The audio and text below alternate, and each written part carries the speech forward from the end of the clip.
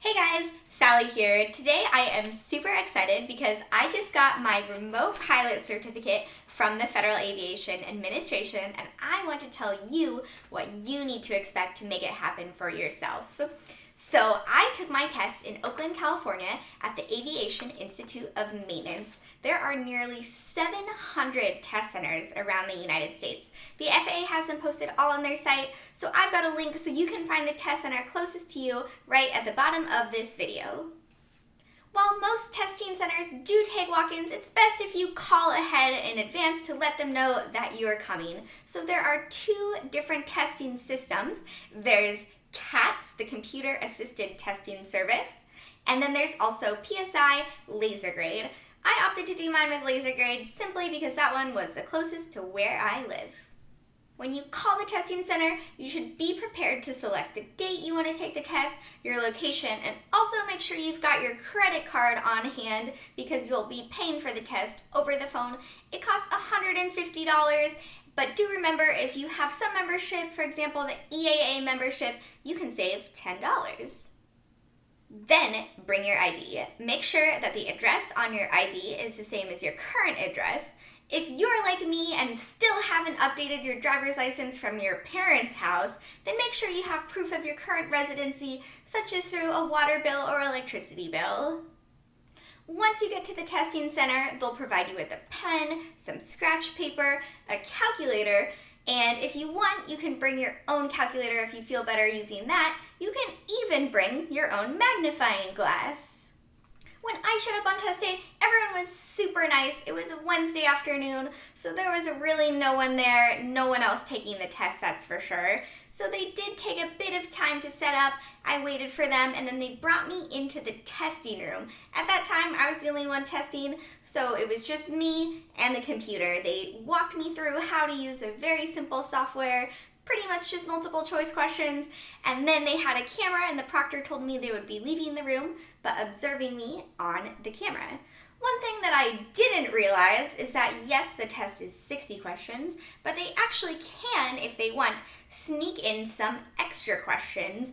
These are questions that the FAA uses to test their own test questions. So I ended up having 63 questions, but they only count 60 of them towards your score, and those 3 questions are not counted. The sort of tricky thing is that they don't tell you which 3 questions are the test questions.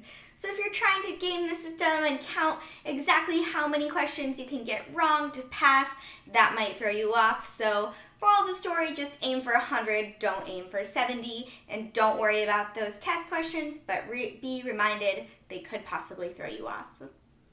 They give you exactly 2 hours to take the test. I only needed about 1 hour by the time I went through, answered the questions, and checked them all over again. I had about 2 questions on METARs. I had tons of questions on sectional charts, a couple on weather, and then a couple random physiology questions too. I got one like this.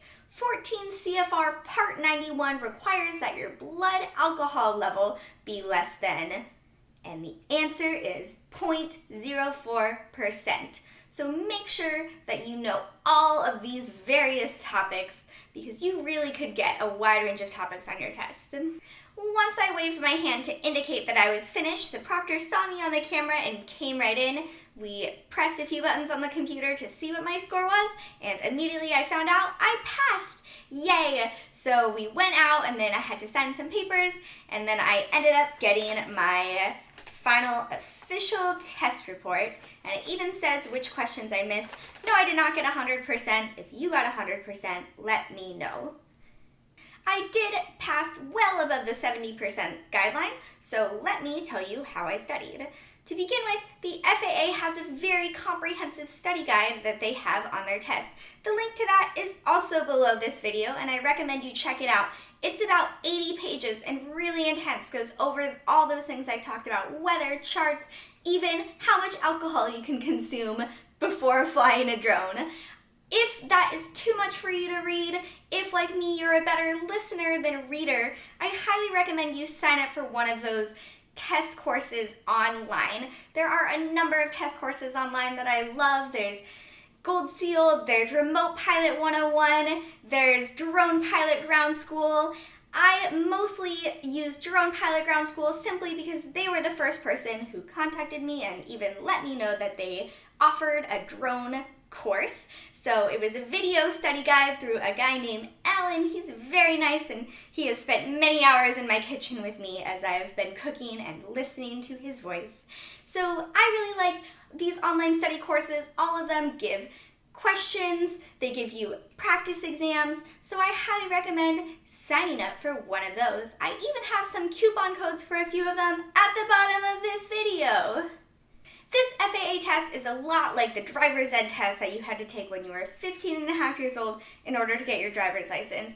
It's a lot of information, and it's a lot of information that's good to know, but you might not necessarily do it in your day-to-day driving or day-to-day drone flying.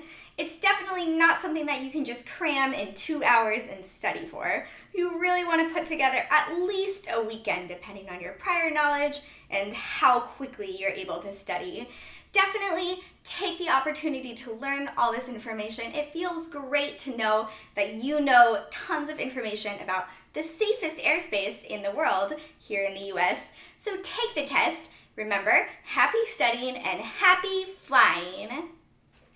Please subscribe to my YouTube channel, new videos every week.